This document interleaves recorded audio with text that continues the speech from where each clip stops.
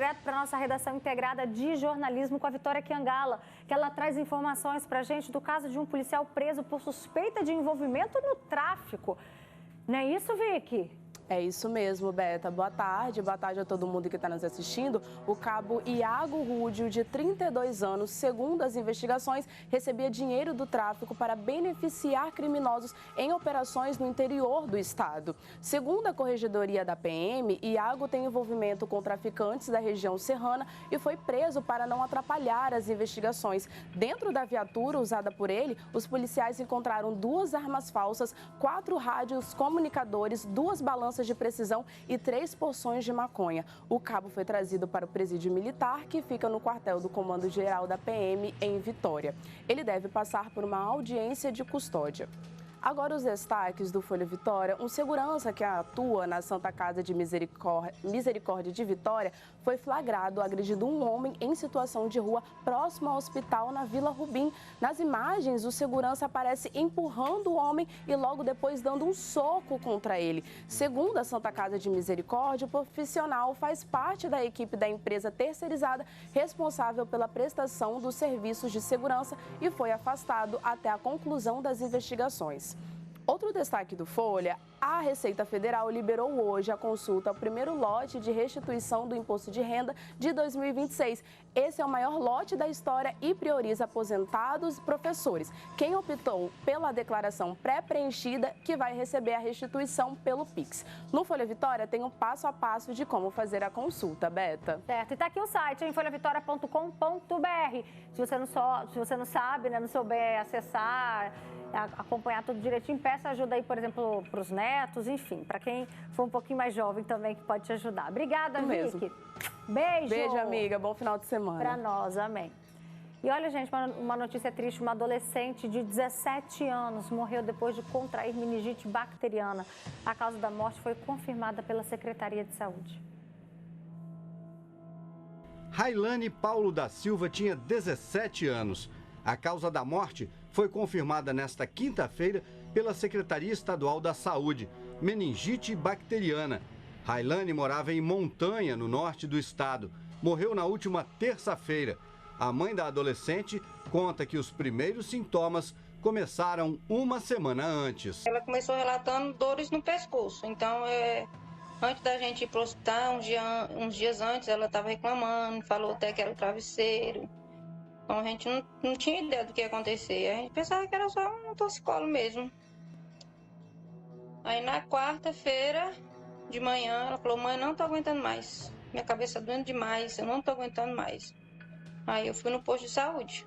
Nesse período, a adolescente foi internada 3 vezes, 2 no Hospital de Montanha e a última no Hospital Roberto Silvares, em São Mateus.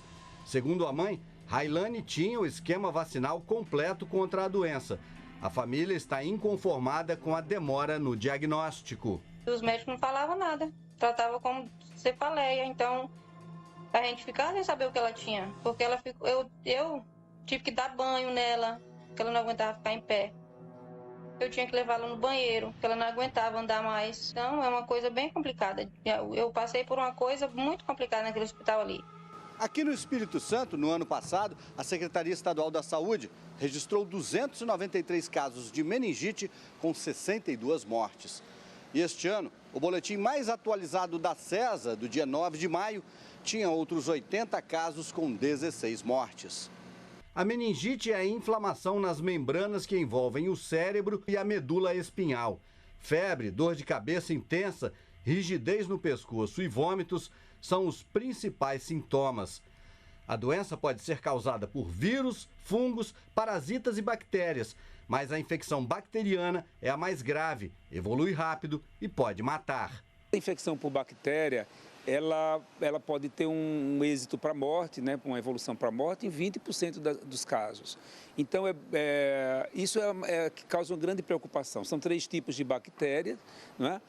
Que são responsáveis por essas mortes. Segundo o infectologista, a queda na cobertura vacinal registrada nos últimos anos deixa a população mais exposta e ajuda a explicar o avanço da doença no país. Infelizmente, tivemos um evento pós-pandemia de redução de vacinação.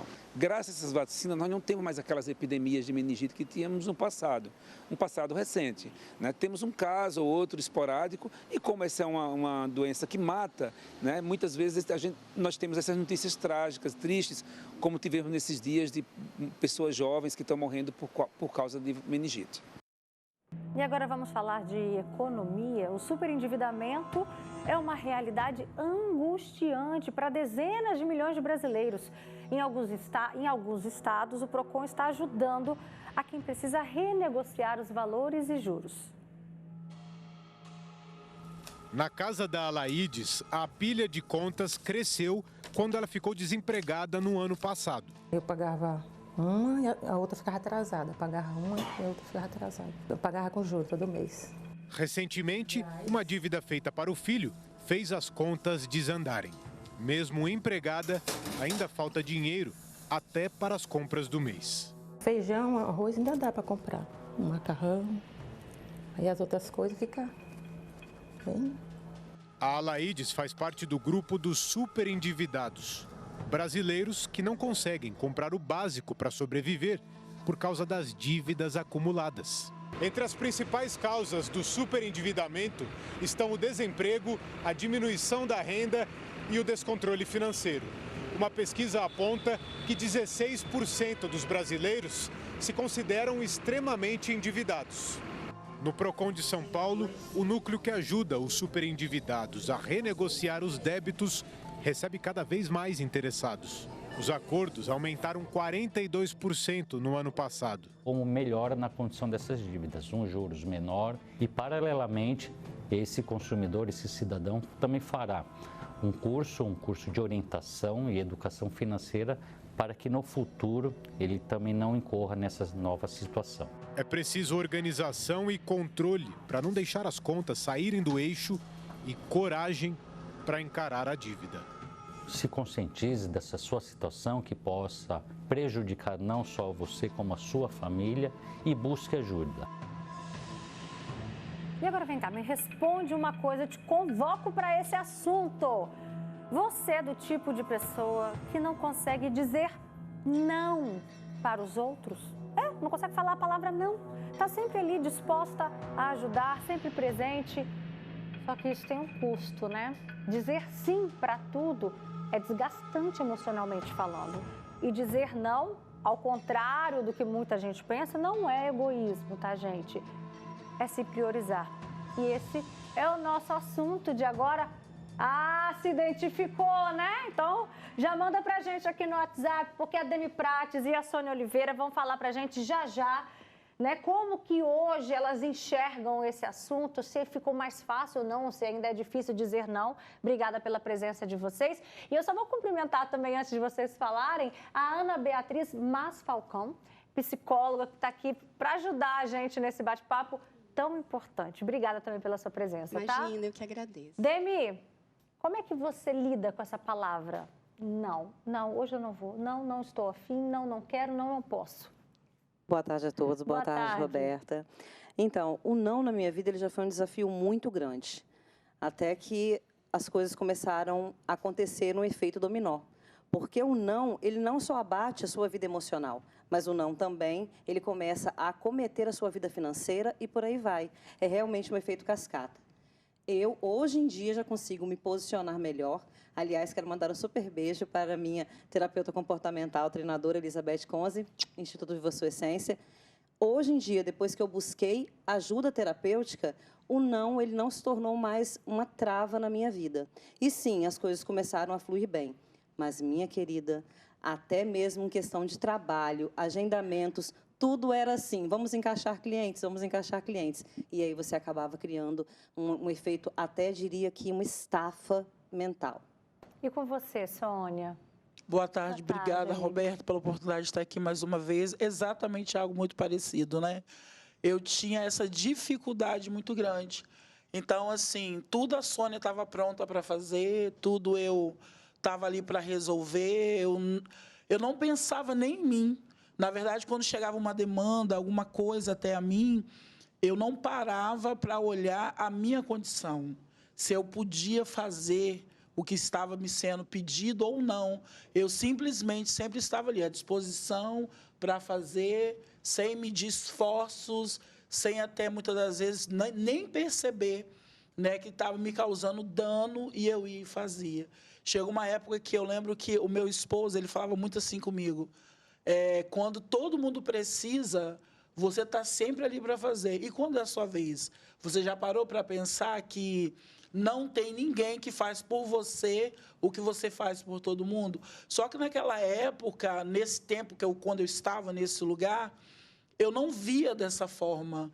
Eu pensava assim, eu posso fazer, o que me custa fazer? Não vejo problema de estar lá para fazer. Só que com o tempo você vai percebendo que realmente o não é necessário, né? O não te traz paz. Hoje em dia eu falo não com uma facilidade terrível. Hoje eu sei que eu não posso, eu não vou e não vou ser menos por isso. Só que antes eu tinha medo até de perder a amizade. Já aconteceu situações comigo de coisas que eu não queria fazer e fazer porque eu achava assim, se eu não fizer, fulano vai ficar com raiva de mim. Se eu não fizer, a pessoa vai achar que eu não sou uma pessoa legal. Só que quando você vem sentimento de culpa, né? Vem aquele sentimento de culpa. Aí quando você sai desse lugar, nossa, é libertador demais, né? Muito libertador. Pois é, você trouxe um ponto, Sônia, que eu achei bem interessante, que a gente sempre vai relevando, considerando que é pouca coisa. Não, vou topar, não, vou aceitar, vou abraçar isso.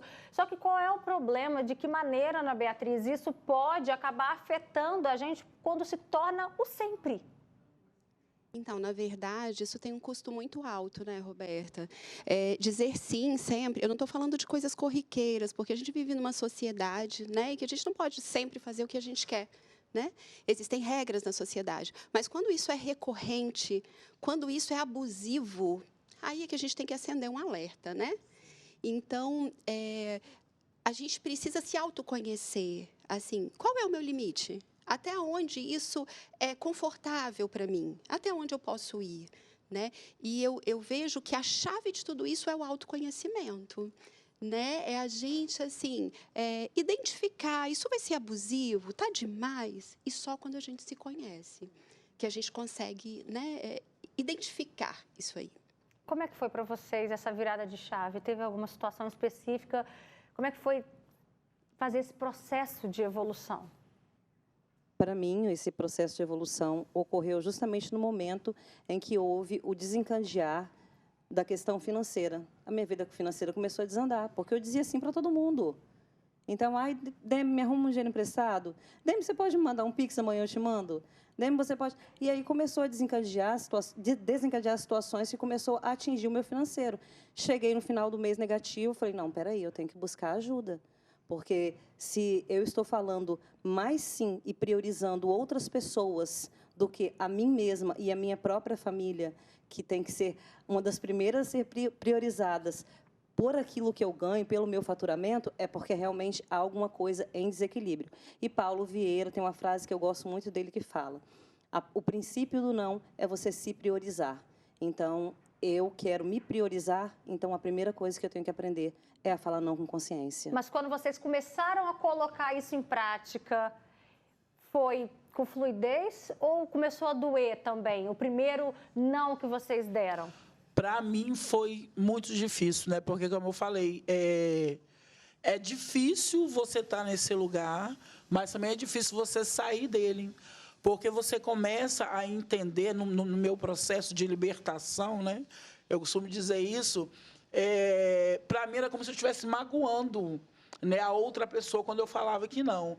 Só que, como aquele senhor que estava aqui falando sobre outro assunto, eu acho que quando você conhece Jesus, né, quando você vai para esse lugar espiritual, onde hoje, né, para a glória de Deus, tem muito tempo que eu estou, você entende a importância que você tem quando você começa a conhecer a palavra de Deus, quando você conhece quem você é, como ela disse. Nossa, isso é maravilhoso. Então, hoje, para mim, no começo foi extremamente difícil. Não sem peso na consciência, né? E no começo eu vi pessoas até se afastar de mim, né, por causa disso, e eu comecei a entender, poxa, então, realmente, de fato, não tinha amizade comigo. Tinha amizade pela minha disponibilidade de fazer toda vez que a pessoa precisava. Então, tipo assim, eu servia, né? Tem muita gente aqui mandando comentário, ó. Boa tarde, Alberta, tudo bem? Estou aprendendo aos poucos a falar não. Tive muitos prejuízos, principalmente financeiro, igual a Demi aqui. Cansei disso, tá? O não é libertador, a pessoa está falando. Boa tarde, já lutei, mas não consegui ainda dizer não. Rô, eu não sabia dizer não, mas sentindo o egoísmo de alguns, aprendi a dizer não. Eu sou desse jeito, tá? Não consigo dizer não. Não, meu nome é Edeval. Roberta, boa tarde. Meu marido não sabe falar não, principalmente para os filhos. As pessoas sabem que ele não sabe dizer não e abusam dele. E isso está até atrapalhando, complicando o nosso casamento. O Leandro também fala, eu só decidi falar não depois que eu precisei de uma clínica de reabilitação por conta do álcool. Isso aqui, né, no caso aqui, é uma forma também de dizer não, muito importante, por sinal. Roberto, eu não tenho problema de dizer não, pelo contrário, eu já ensaio o meu não sempre. Que interessante. Vamos então deixar essa dica, Ana Beatriz, para quem tem essa dificuldade? Gente, olhem só, é muito importante, né, como as colegas colocaram, realmente a gente se conhecer e não se achar menos do que o outro. Não há problema em dizer não. Né? É claro que para alguns temperamentos assim é um pouco mais difícil. Os melancólicos têm um pouco mais de dificuldade, né, do que os coléricos a dizer não, mas... E tem gente que fala não e depois fica se remoendo. E fica se remoendo, mas assim, vamos treinar, né? Vamos treinar. Primeiro, vou me conhecer e vou treinar nas pequenas coisas, né? E eu não vou valer menos se eu disser não. Então, isso aqui a gente tem que ter em mente. E, assim, eu não tenho que satisfazer o outro e me desfazer, sabe? Me desfazer de mim. Porque quando eu me ponho nessa condição de falar muito sim e não falar não, eu estou satisfazendo ao outro e estou me adoecendo. Então, vamos exercitar o nosso amor próprio, a nossa autoestima, né? E sim, se precisar de terapia, procura um profissional, né? Não tenha medo de procurar um profissional. Tá certo. Obrigada, Ana Beatriz. Obrigada, Sônia. Obrigada, Demi. E que bom, né, que a gente trouxe aqui exemplos para você de casa se inspirar e ver que é possível, tá? Dar essa virada de chave. Beijos. Obrigada. Olha, minha gente, o cheiro tá tão bom aqui no estúdio. Roda a vinheta que você vai aguar, porque hoje pode.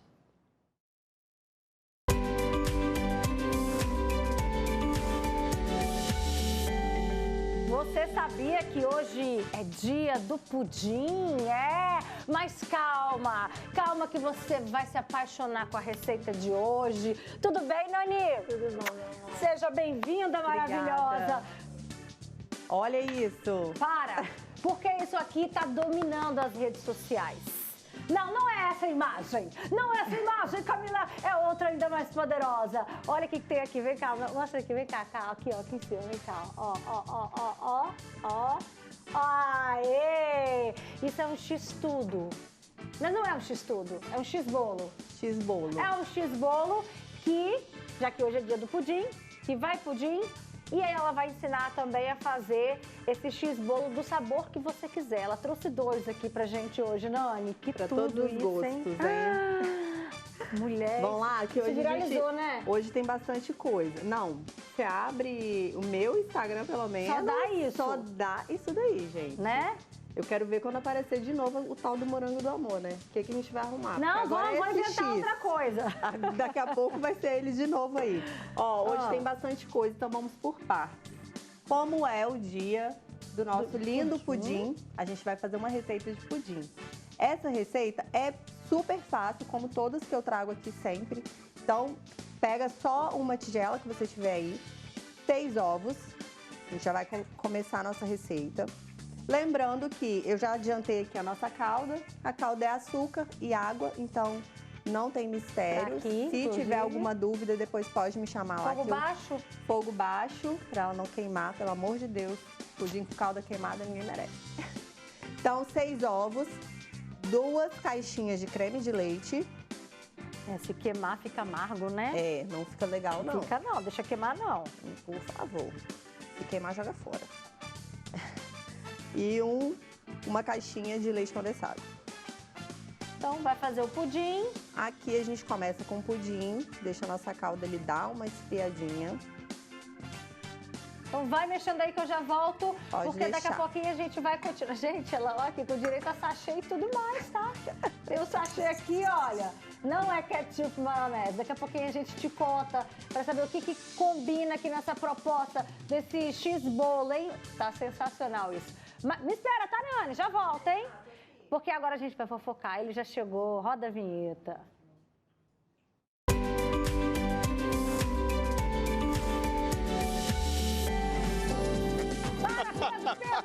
Você vai contar pra gente, pro pessoal, pra onde você vai hoje? Pra onde que eu vou hoje? Não sei, porque, gente, essa mulher tá linda. Ai, menino, que susto. Ela tá um escândalo. Olha isso, não, Eu tô sério. assim, esqueci pra onde que eu vou hoje. Meu amor, vamos Tá falar demais. Obrigada. Mas quer começar por quem? Vamos falar mal. Vamos começar a falar mal. Vamos lá, vamos falar da Paula Fernandes. Assumiu um novo romance. Nas alturas, né? E você sabe que hoje de manhã eu tava fazendo uma reflexão na PAN, lá na Jovem Pan Vitória. Às vezes a gente julga que a pessoa, a gente fala assim, o famoso sumiu. Não, às vezes ele tá num momento íntimo, porque o Whindersson Nunes falou disso recentemente. Interessante. E eu acho que foi mais ou menos o que aconteceu com Paula Fernandes. Porque se a gente fizer uma retrospectiva, ela tava uns bons meses aí, sem aparecer, um pouco quieta, né, quietinha, mas ela tava conhecendo esse novo amor da vida dela. E sertanejo, você sabe que quando ama, ama de verdade, né? Esse pessoal, esse povo sertanejo, eles casam, não tem filho e separa. Não, separa não. Vai casar e vai ter filho. Em 1 mês, 2 meses, eles já estão com tudo certo. E ela foi falar sobre isso. Ela falou que ela abriu o coração, que ela tá conhecendo aos poucos, que ela está se permitindo. Deu uma pincelada ali sobre situações que ela já teria passado, de traumas, porque o povo carrega, né? A gente carrega tudo que a gente já passou num relacionamento, ainda mais num relacionamento, e acaba ficando com aquele receio de a história se repetir. Mas no caso dela, ela falou que não, que ela tá vivendo um sonho. Menina, agora fiquei curiosa, como é que ela conheceu esse piloto de avião, tá? Não, ele Será é que ela foi piloto. Eu nem sabia que existia essa profissão. Ele não pilota qualquer avião, Não, é avião só comercial. avião executivo particular. Será que ele fez um trabalho pra ela? Será? Será? Descobre depois e conta pra gente. Vou descobrir que ela não falou, ela não revelou. Agora vem cá, e a história do Faustão? Faustão, não, olha, isso aí pra mim foi a descoberta do dia. Sabe esse pessoal mais novo que tem fake nas redes sociais, tem uma conta falsa pra poder ficar vigiando a vida dos outros e ver? Faustão tem uma conta falsa. Sério? O filho dele foi participar de uma entrevista e falou assim, olha, meu pai não gosta de mexer em rede social e tal, mas ele tem sim uma conta falsa, ele não segue ninguém, mas ele adora ver as coisas, adora ver a vida das pessoas. E ele falou, o filho do Faustão falou que no grupo da família, Faustão manda por dia coisa de 40 vídeos de gente fazendo comentário, falando tipo assim, olha que ridículo isso aqui que essa pessoa fez, olha que coisa horrorosa que ficou isso aqui. Ele é o fiscal do Instagram, então. Vai ver que ele já mandou vídeo nosso pra lá e a gente não tá sabendo. Diz que ele adora acompanhar as coisas da vida dos outros e falar da vida dos outros, só não gosta de mostrar a dele. É uma pena, né? Porque é tão legal quando a gente pode acompanhar assim, famoso. Você sabe que esse recorte vai pra rede social e ele vai curtir, né? Com a conta Ele vai mandar dele. lá pra conta da família. O filho só deu uma dica, que o filho falou assim, eu sigo a conta. E aí tem um monte de fã printando conta falsa que ele segue pra poder ver se tem alguma relação e tal. Mas Faustão não vai ser bobo, né?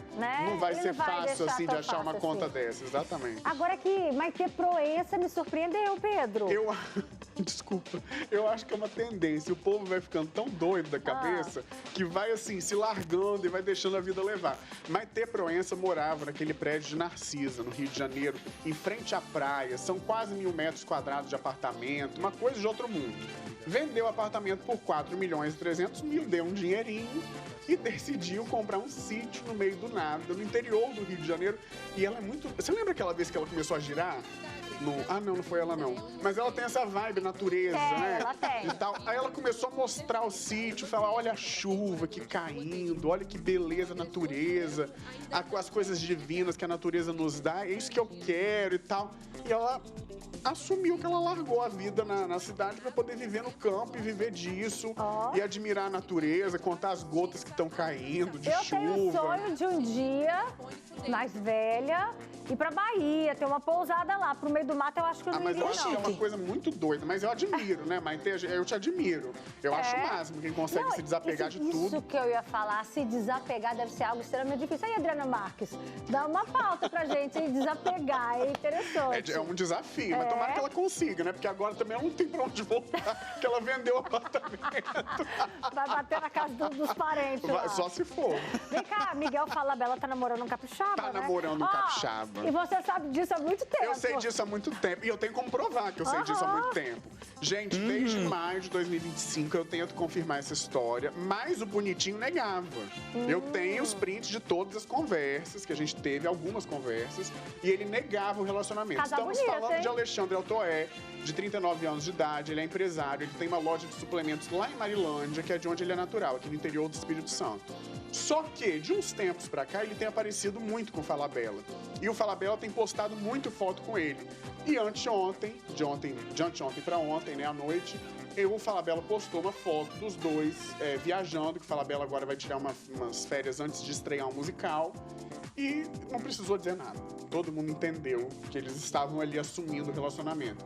Falabella recebeu já um monte de mensagem de carinho, o pessoal tá lá comentando na foto, desejando felicidade pro casal. Gente, Falabella não envelhece, Pedro. Alexandre não me atendeu, eu tentei falar com ele desde ontem. Alexandre, me atende, Alexandre. Porque aí, agora não tem como mais, né? Ele realmente assumiu. E tomara que seja um romance bastante proveitoso pros dois. Eu torço muito, de verdade. Ó, do que eu sei, tá completando 2 anos que eles estão juntos. Tá chegando nos 2 anos. E que assim seja, né? Que sejam muito felizes. Que sejam muitos mais anos. Beijo! Beijo, meu amor. Tá, final de semana abençoado. Pra nós. E pra onde você for, você me leva.